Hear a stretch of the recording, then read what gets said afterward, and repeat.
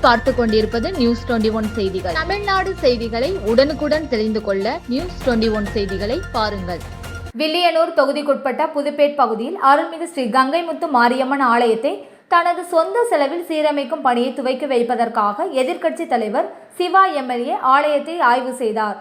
புதுச்சேரி வில்லியனூர் சட்டமன்ற தொகுதிக்குட்பட்ட புதுப்பேட் பகுதியில் சுமார் 20 வருடங்களுக்கு மேலாக அருள்மிகு ஸ்ரீ கங்கைமுத்து மாரியம்மன் ஆலயத்தின் கட்டிடப் பணி முழுமையாக முடிவடையாமல் கிடப்பில் போடப்பட்டது.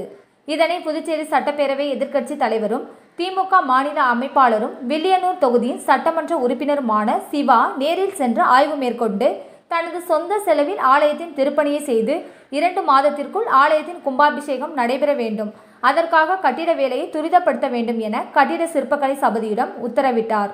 நியூஸ் 21 செய்திகளுக்காக முருகானந்தம்.